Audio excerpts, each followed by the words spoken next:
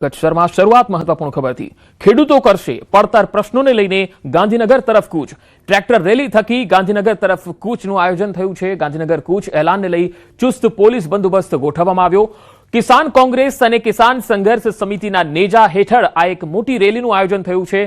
જે અમદાવાદના શાંતિપુરા સર્કલથી ગાંધીનગર સુધી ખેડૂતોની આ ટ્રેક્ટર રેલી થઈ રહી છે, જેમાં ગાંધીનગર તરફ કૂચનું આયોજન છે। સરકારની સમક્ષ ખેડૂતોની માગણી રજૂ કરાશે।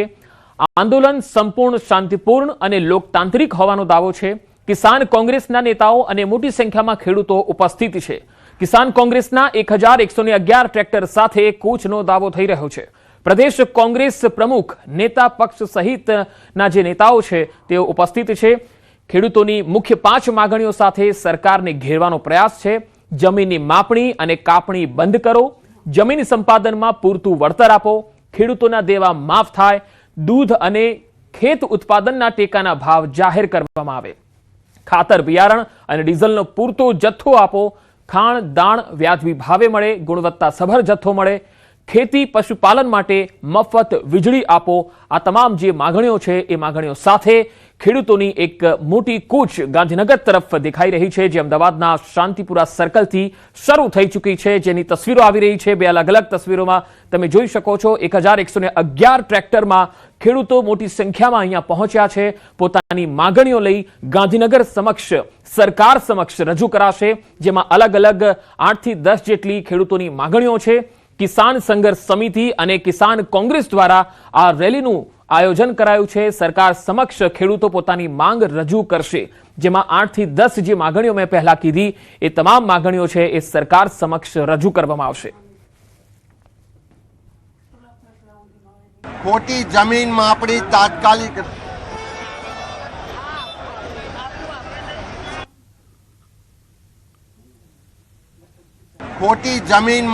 તાત્કાલિક રદ કરવામાં આવે અને ખાતર અને બિયારણ સસ્તું ને સારી રીતે મળી રહે એ માગણીઓ સાથે આ ગાંધીનગરની કૂચ છે। આ કિસાન અધિકાર યાત્રા આજે ટ્રેક્ટર રેલીના સ્વરૂપમાં જઈ રહ્યા છે। પોલીસ અને પ્રશાસનના સરકાર ખેડૂતોની વાત સાંભળવાને બદલે એની લાગણી માગણીને સમર્થન આપવાને બદલે પોલીસને આગળ કરીને આ યાત્રાને રોકવાનો પ્રયત્ન કરી રહી છે। હું માનું છું ત્યાં સુધી ખરેખર તો આ ગાંધી અને ગુજરાતનું આ ગાંધી અને સરદારનું આ ગુજરાત છે, જ્યાં સત્ય અને અહિંસાનો પાયો લખાણો હતો, જ્યાં અન્યાય સામે લડવાની શરૂઆત થઈ હતી। તો હું તો એમ માનું છું કે આ અન્યાય સામે લડવાની આ આઝાદીની લડાઈ કદાચ ફરીથી આ બીજી આઝાદીની લડાઈ કદાચ ગુજરાતથી ચાલુ ન થાય એની કાળજી સરકારે રાખવી જોઈએ અને ખેડૂતોને જે એમના પ્રશ્નો છે એને વાચા આપીને ન્યાય આપવો જોઈએ। અમે સભાની મંજૂરી ત્યાંની માંગી છે, અમે રેલીની મંજૂરી ક્યાંય એટલા માટે નથી માંગી કે અમે ગુજરાતના ખેડૂતો છીએ, નાનું મોટું ભણેલા છીએ। બંધારણમાં સ્પષ્ટ જોગવાઈઓ છે કે જ્યારે ચૂંટણી ચાલુ હોય ત્યારે મંજૂરીની પ્રક્રિયા આવે। અત્યારે ક્યાંય આચારસંહિતા નથી, અત્યારે કાયદો અને વ્યવસ્થાની જાણ કરવાની હોય, અમે સરકારને જાણ કરી છે। ખેડૂતોએ એમના પ્રશ્નોના મુદ્દે વારંવાર સરકારમાં રજૂઆત કર્યા છતાં સરકાર તરફથી કોઈ હકારાત્મક પ્રતિભાવ મળતો નથી।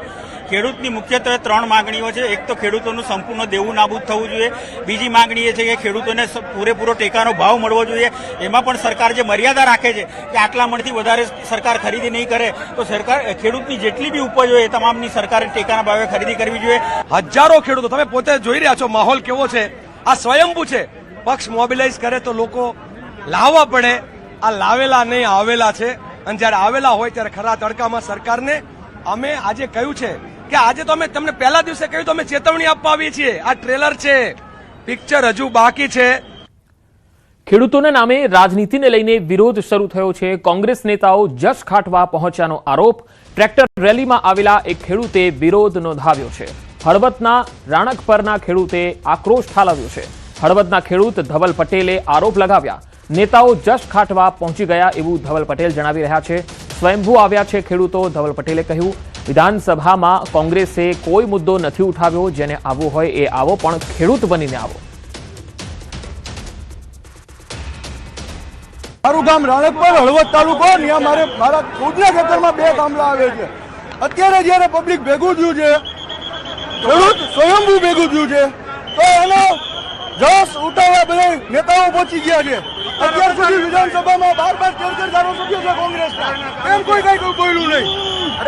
એકેય મુદ્દો ઉઠાવ્યો નથી અમારો. અને અત્યારે નેગોટિવ છે, લાભ ઉઠાવવા આવી જાવ તો રોટલા શેકવા આવી જાવ તો અમારે આંદોલન કોઈ પાર્ટીનું નથી રાખવાનું. આંદોલન સ્વયંભૂ ખેડૂતનું જ છે અને ખેડૂતનું જ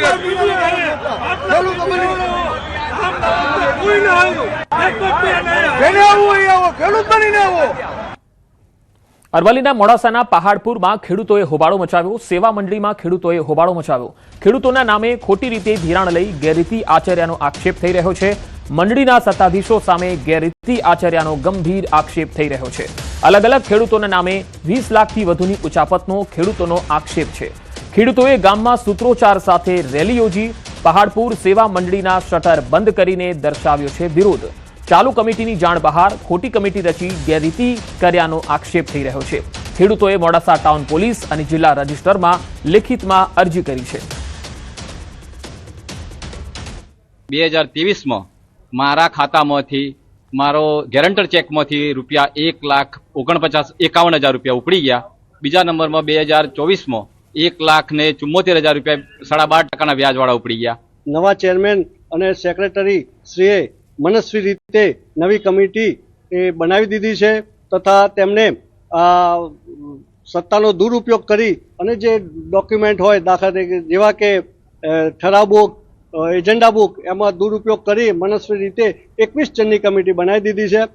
આ અગાઉ પણ 2022માં 80 લાખનું ખાતર બારોબાર લોકોને પધરાવી દીધેલું અને જ્યારે મેં અરજી કરી ખેતી નિયામકશ્રીને ત્યારે તપાસ કરી અને એમને આવીને ટોટલી સ્ટોક પત્રક ને મશીન બધું લઈ ગયા ત્યારે બહાર પડ્યું.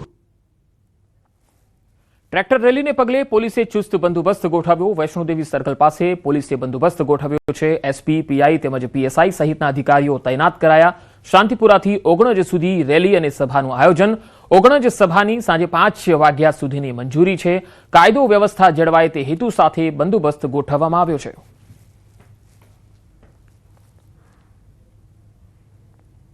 ખેડૂતોએ ગાંધીનગર કૂચ તરફનું એલાન કરવામાં આવ્યું છે અને જેને લઈને આજે એક રેલી યોજવાના છે અને તેને લઈને ચુસ્ત બંદોબસ્ત ગોઠવવામાં આવ્યો છે. ડીસીપી ઝોન 1ના ડોક્ટર હર્ષદ પટેલ છે આપણી સાથે, તેમની સાથે વાત કરીશું. સાહેબ, કેવા કાયદો અને વ્યવસ્થા જળવાઈ રહે તે માટે થઈને કેવા પગલાં ભરવામાં આવશે? અમદાવાદ શહેર ખાતે સોલા પોલીસ સ્ટેશનની હદમાં જે શાંતિપુરાથી ટ્રેક્ટર રેલી શરૂ થવાની છે તે અત્રે સભાના સ્વરૂપે પૂર્ણ થવાની છે. સમગ્ર રૂટ ઉપર પોલીસનો બંદોબસ્ત તૈનાત કરવામાં આવેલો છે જેથી કરી નાગરિકોને ટ્રાફિકમાં કોઈ પણ પ્રકારની સમસ્યા ન ઉદ્ભવે. સભા પૂર્ણ થયા બાદ અહીંયાથી રેલી સ્વરૂપે જે આવેલી સભા છે એ અહીંયાથી જ છૂટા પડવાના છે. ટોટલ બંદોબસ્તમાં 4 એસપી રેન્કના અધિકારી, 25થી પણ વધુ પોલીસ ઇન્સ્પેક્ટર, 80 કરતાં પણ વધુ પોલીસ સબ ઇન્સ્પેક્ટર અને આશરે 1100 પોલીસ કોન્સ્ટેબલ, હેડ કોન્સ્ટેબલનો બંદોબસ્ત તૈનાત રાખવામાં આવેલો છે. સાહેબ, કેવી મંજૂરી માંગવામાં આવી છે આ કાર્યક્રમને લઈને અને કેવા પ્રકારની જે રૂપરેખા ઘડાઈ છે? કાર્યક્રમમાં રેલી અને રેલી પૂર્ણ થયા બાદ સભા માટેની મંજૂરી માંગવામાં આવેલી છે, જેની મંજૂરી આપવામાં આવેલી છે અને ખેડૂતોના પ્રશ્નોને લઈ અને આ રેલી અને સભાનું આયોજન થનાર છે. સર, ગાંધીનગર સુધીની કૂચની વાત સામે આવી રહી છે. અહીંયા સભા થશે, સભા બાદ ગાંધીનગર તરફ કૂચ કરે તો કેવા પ્રકારનું પોલીસ દ્વારા આયોજન કરવામાં આવ્યું છે અને કેવા પ્રકારની વ્યવસ્થા રખાશે? સભા થયા બાદ અહીંયાથી કોઈ પણ જગ્યાએ કૂચ થવાની નથી.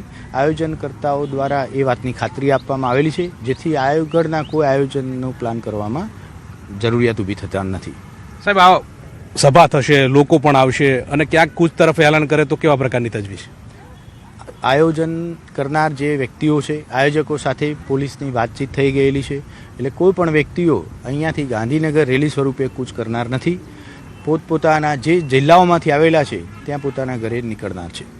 બિલકુલ. તો સભાની મંજૂરી માંગવામાં આવી છે ને ત્યાં સુધીની વ્યવસ્થા જે છે તે કરવામાં આવી છે અને અહીંયાથી એટલે કે અડાલજ ખાતે સભા થશે અને ત્યારબાદ સવારથી લઈને સાંજે 5 વાગ્યા સુધીની મંજૂરી પણ પોલીસ દ્વારા આપવામાં આવી છે. નિલેશ સોસા સાથે ગૌતમ શ્રીમાળી, ન્યૂઝ 18 ગુજરાતી, અમદાવાદ. ખેડૂતોની ચિંતામાં વધારો કરતા સમાચાર આવી રહ્યા છે. ચોમાસું ગુજરાતમાં થોડું પાછળથી આવવાનું છે કારણ કે અત્યાર સુધી જે આગમનની વાહ હતી એ 15 જૂનની આસપાસ હતી, પરંતુ હવે જે તારીખ છે એ આવી ગઈ છતાં પણ હજુ સુધી ચોમાસાના આગમનના કોઈ એંધાણ નથી. હજુ પણ એકાદ સપ્તાહ રાહ જોવડાવી શકે છે ચોમાસું. ચોમાસા માટે મોટાભાગના પરિબળ પ્રતિકૂળ છે. ધીમે ધીમે કેટલાક પરિબળ અનુકૂળ થવાની સંભાવના છે.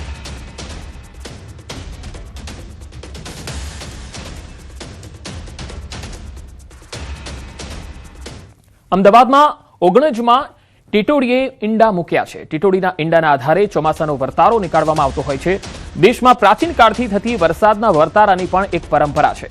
આવી પરંપરા એટલે ખેતરમાં ટીટોડીએ ઈંડાની વાત પણ છે. ભાવિ વરસાદની આગાહી આપણા પૂર્વજો અવલોકન અભ્યાસની કોઠાસૂઝના આધારે કરતા. આજે પણ ખેતરમાં ટીટોડીના ઈંડા મૂકવાની સાથે વરસાદના વર્તારાની પ્રથા જીવંત છે. એટલે કે ટીટોડી નામનું પક્ષી 4 કે તેથી વધુ ઈંડા મૂકે તો સારો અને સમયસર વરસાદ વરસે. ટીટોડી ઊંચાઈ પર ઈંડા મૂકે તો વ્યાપક ધોધમાર વરસાદ થાય અને ઈંડા વૈશાખ મહિનાના અંત અગાઉ મૂકે તો ચોમાસું વહેલું બેસી જાય એવી માન્યતા પ્રચલિત છે. ખેડૂતોની આજે સભા છે અમદાવાદના ઓગણ ખાતે ખુલ્લા ખેતરની અંદર. તો ટીટોડીના ઈંડા જેટલા ઊંચાઈએ મૂક્યા હોય એ પ્રકારે વરસાદનો જે વર્તારો છે એ જોવાતો હોય છે. હવે તમે તસવીરોમાં જોઈ શકો છો 4 ઈંડા મૂકે તો સારા વરસાદની સંભાવના હોય છે. જેટલી ઊંચાઈ વધારે તેટલી પૂરની સ્થિતિની સંભાવના પણ વધી જતી હોય છે. ટીટોડીના ઈંડાના આધારે પૂર્વજો ચોમાસાનો વર્તારો કાઢતા હતા. ઓગણજમાં ટીટોડીએ જ્યારે ઈંડા મૂક્યા છે ત્યારે તેનું પણ એક આકલન છે. પરંતુ વાત એ છે કે ખુલ્લું ખેતર છે અને ત્યાં ટીટોડીએ ઈંડા પણ મૂક્યા છે. 4 જેટલા ઈંડા આ ટીટોડી દ્વારા મૂકવામાં આવ્યા છે. મહત્વનું એ છે કે વર્ષનો વર્તારો જે છે તે ટીટોડીના ઈંડા ઉપરથી થતો હોય છે અને આ પ્રાચીન કાળની આ પદ્ધતિ જે છે કે તેમાં ટીટોડી ઈંડા મૂકે તો તેની ઉપરથી વર્ષનો વર્તારો થતો હોય છે. 4 ઈંડા મૂક્યા છે. જે જાણે છે ખેડૂતો તે પણ આપણી સાથે તેમની સાથે વાત કરીશું. આ આપણે જોયું તો 4 ઈંડા અહીંયા મૂક્યા છે તો એના લઈને વર્ષનો વર્તારો કેવી રીતે થતો હોય છે અને આ ચોમાસું કેવું રહેશે, કેવું લાગે છે? જ્યારે આજે જગતનો તાત ખેડૂત જ્યારે આ જગ્યા ઉપર આવી રહ્યો છે ત્યારે કુદરતે પણ અહીંયા એને સાથ આપ્યો હોય એમ ટીટોડીએ 4 ઈંડા મૂક્યા છે. 4 છે એમાં 3 આડા છે ને 1 ઊભું છે. જે ચોમાસાના 4 મહિના હોય ને એનો આ વર્તાવો છે. મધ્યમ વરસાદ રહેશે.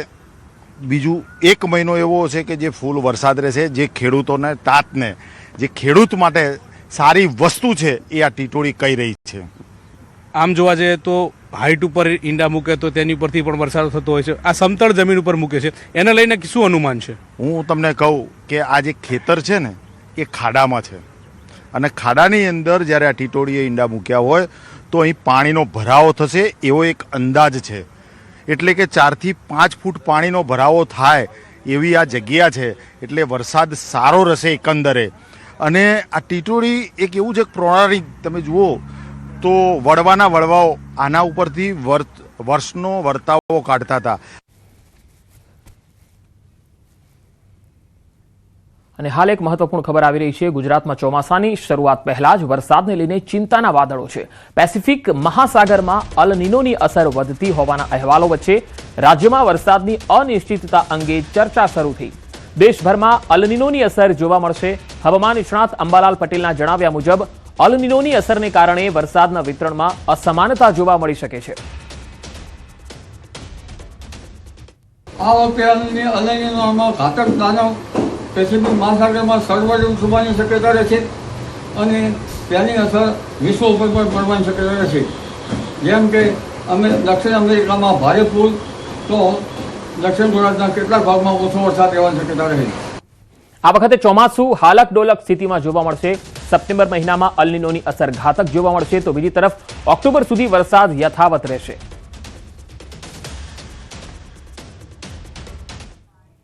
એટલે આ વખતે ચોમાસું હાલક ડોલક સ્થિતિમાં રહેશે.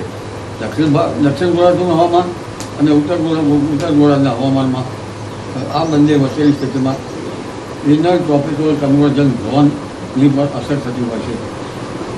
એટલે આ અલ નીનોની અસર આ વખતે સપ્ટેમ્બરમાં ઘાતક અનુભવાશે. આમ છતાં ઓક્ટોબર સુધી વરસાદ તો થતો જ રહેશે અને ભારતના ચોમાસા ઉપર ત્યારે અચાનક ભારે વરસાદ તો ક્યારેક અણધાર્યો ચોમાસામાં બ્રેક પણ આવી શકતો હોય છે. અંબાલાલ પટેલના કહેવા મુજબ જૂનના અંતિમ સપ્તાહ અને જુલાઈ દરમિયાન ચોમાસાની ગતિ પર ખાસ નજર રાખવાની જરૂર રહેશે. જો વરસાદ લાંબા સમય સુધી ખેંચાય તો ખેતી અને જળ સંગ્રહ પર તેની અસર પડી શકે છે. એટલે આ વખતે અલનીનોની ઘાતક અવસ્થા હોવા છતાં જૂનમાંથી શરૂઆતમાં તો ગુજરાતમાં છૂટોછવાયો વરસાદ થવાની શક્યતા રહેશે. તેવી જૂન પછી આંધ્રના ક્ષેત્રમાં કેટલાક ભાગમાં સારો વરસાદ થવાની શક્યતા રહેશે. અને આ માસની આખર છે જુલાઈની શરૂઆતમાં લગભગ ઉત્તર ગુજરાતના ભાગો, મધ્ય ગુજરાતના ભાગો, દક્ષિણ ગુજરાતના ભાગો, સૌરાષ્ટ્રના કેટલાક ભાગમાં વાવણી લાયક વરસાદ થવાના સંકેતો છે. શાંત ચોમાસાએ ચિંતા વધારી છે. એક સપ્તાહથી અરબ સાગરની શાખા સ્થિર થઈ છે. 7 દિવસમાં સહેજ પણ પ્રગતિ નહીં. ગુજરાતથી હજુ 250 કિલોમીટર દૂર છે. તો શાંત ચોમાસાએ ચિંતા વધારી. એક સપ્તાહથી અરબ સાગરની શાખા સ્થિર થયેલી છે. મહારાષ્ટ્રના સોલાપુરની આસપાસ સ્થિર છે અને 7 દિવસમાં સહેજ પણ પ્રગતિ નથી દેખાઈ રહી અને તેના કારણે ગુજરાતથી હજુ 250 કિલોમીટર દૂર ચોમાસું છે અને હાલના દિવસોમાં એક સપ્તાહ સુધીમાં ચોમાસાનું આગમન થાય એવા કોઈ એંધાણ દેખાતા નથી.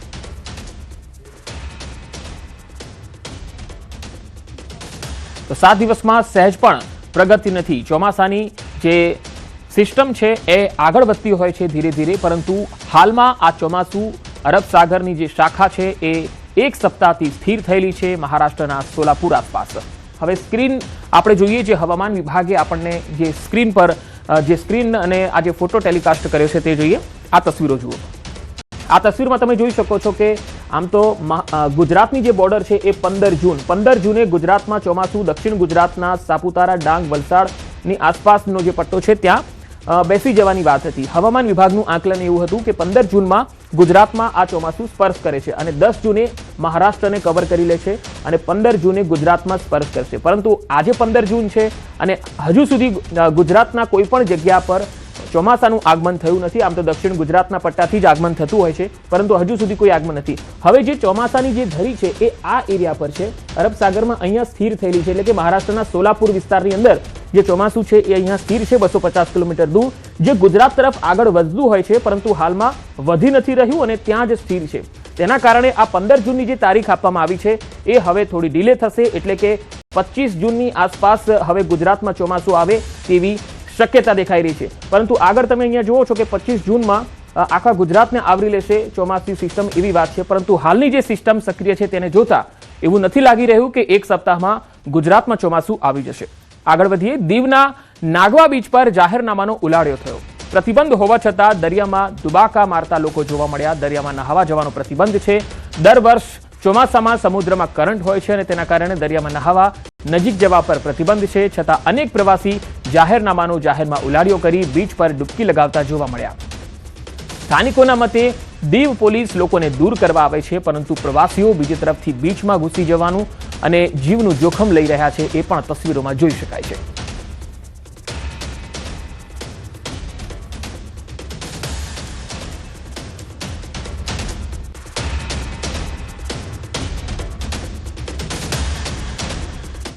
રાજ્યના વધુ સમાચારો પર નજર કરીશું. હાલ રોકાઈશું એક વિરામ માટે.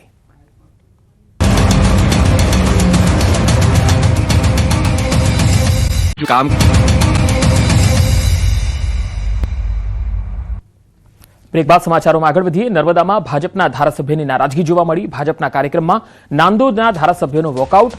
રાજપીપળાના આંબેડકર હોલ ખાતે પ્રબુદ્ધ નાગરિકોનું સન્માન સમારોહનું આયોજન હતું. પ્રભારી મંત્રી ઈશ્વરસિંહ પટેલ અને પૂર્વ મંત્રી ગણપત વસાવા હાજર રહ્યા. પ્રોટોકોલ પ્રમાણે સ્વાગત ન થતા ધારાસભ્ય ડોક્ટર દર્શનાબેન દેશમુખ નારાજ થઈ ગયા. કાર્યક્રમ છોડીને ગાંધી ચોક ખાતે ધરણા પર બેઠા ધારાસભ્ય સંગઠન અને ધારાસભ્ય પદેથી રાજીનામું આપવાની પણ ચીમકી આપી. જિલ્લા ભાજપ પ્રમુખ પર છેલ્લા 2 વર્ષથી અવગણનાનો આરોપ છે. મન ફાવતા લોકોને ટિકિટ આપવાથી ચૂંટણી હાર્યા એવું પણ ડોક્ટર દર્શનાબેન દેશમુખ જણાવી રહ્યા છે. જિલ્લા પ્રમુખ મનમાની કરતા હોવાનો ધારાસભ્યનો આરોપ. તો આ તસવીરો નર્મદાથી આવી રહી છે, જ્યાં ધારાસભ્ય જે છે એ ધરણા પર બેસી ગયા. સાહેબ, પ્રોટોકોલમાં જે કંઈક નક્કી થયું હશે એ પ્રમાણે કાર્યક્રમ ચાલી રહ્યો છે. એ કાર્યક્રમ ચાલે છે અને ત્યારબાદ નર્મદા જિલ્લાના એસટી મોરચાના અધ્યક્ષ શ્રી રાજુભાઈ વસાવા દ્વારા એવું કહેવામાં આવ્યું કે બેનનું સ્વાગત કરવા માટે અહીંયા કોઈ સ્વાગતની ફૂલ કે કોઈ વ્યવસ્થા બી કરવામાં ન આવી હતી. અને એ પોતે એક આદિવાસી તરીકે અને આદિવાસી મહિલા છે ધારાસભ્ય એમ કરીને એમણે એ વ્યવસ્થા ઊભી કરી હતી. જાહેરમાં એમણે આ વાત કરી અને પ્રોટોકોલ પ્રમાણે ધારાસભ્યએ આ પ્રબુદ્ધ નાગરિક સંમેલનમાં બોલવાનું નથી એવી સૂચના જિલ્લા પ્રમુખની હોવાથી મારું નામ પણ કહેવામાં નહીં આવ્યું અને આથી મનસુખભાઈ વસાવા જ્યારે સભાને સંબોધિત કરવા માટે ઉભા થયા અને આ બધી આખી ઘટના માન્ય પ્રભારી મંત્રી શ્રી, માન્ય પ્રભારી શ્રી, માન્ય સાંસદ શ્રી અને એસટી મોરચાના અધ્યક્ષ શ્રી ગણપતભાઈ વસાવાની હાજરીમાં થયું છે. સમસ્ત હોલ જ્યારે 300-400 લોકોથી ભરપૂર ભરેલો હતો અને આટલા બધા લોકોની વચ્ચે શું હું એક મહિલા ધારાસભ્ય છું એમ કરીને મારું અપમાન કરવાનું? તો પ્રબુદ્ધ નાગરિકોનું સન્માન સમારોહ હતો અને પ્રભારી મંત્રી ઈશ્વરસિંહ પટેલ અને પૂર્વ મંત્રી ગણપત વસાવા ઉપસ્થિત હતા અને અહીંયા અચાનક ધારાસભ્ય પોતે સન્માન ન મળવાના કારણે અથવા પ્રોટોકોલ પ્રમાણે સન્માન ન આપ્યું તેનો રોષ રાખી નારાજ થઈ અને ત્યાંથી કાર્યક્રમ છોડીને નીકળી ગયા અને ધરણા પર બેઠા. એટલું જ નહીં, તેમણે જિલ્લાના ભાજપ પ્રમુખ પર આક્ષેપો કર્યા. તેમણે કહ્યું છે કે મનમાની કરી રહ્યા છે જિલ્લાના પ્રમુખ. સંગઠન અને ધારાસભ્ય પદેથી રાજીનામું આપવાની પણ તેમણે ચીમકી આપી દીધી છે. જિલ્લા ભાજપ પ્રમુખ પર છેલ્લા 2 વર્ષથી અવગણના કરવાનો આક્ષેપ તેમણે લગાવ્યો છે. મન ફાવતા લોકોને ટિકિટ આપવાથી જિલ્લામાં ચૂંટણી હારી રહ્યા છે એવું પણ તેઓ કહી રહ્યા છે. જિલ્લા પ્રમુખ મનમાની કરતા હોવાનો ધારાસભ્યએ આક્ષેપ કર્યો છે. હવે જિલ્લા પ્રમુખની કોઈ પ્રતિક્રિયા આવેલ નથી. અમે લગાતાર પ્રયત્ન કરી રહ્યા છીએ કે તેઓ શું કહી રહ્યા છે, કારણ કે આક્ષેપો ખૂબ જ ગંભીર છે. એક સત્તાધારી પાર્ટીના જ ધારાસભ્ય છે જેઓ પોતાના જ જિલ્લાના પ્રમુખ સામે આક્ષેપો કરે છે. એટલું જ નહીં, જ્યારે કાર્યક્રમમાં પ્રોટોકોલ પ્રમાણે સન્માન નથી જાળવવામાં આવતું ત્યારે તેઓ કાર્યક્રમ છોડીને તો નીકળી જ જાય છે, પણ સાથે સાથે જિલ્લાના પ્રમુખ પર ગંભીર આક્ષેપો કરે છે. તેઓ કહે છે કે અવગણના સતત જિલ્લા ભાજપના પ્રમુખ દ્વારા થઈ રહી છે અને તેમના કહેવાથી આ બધું થઈ રહ્યું છે.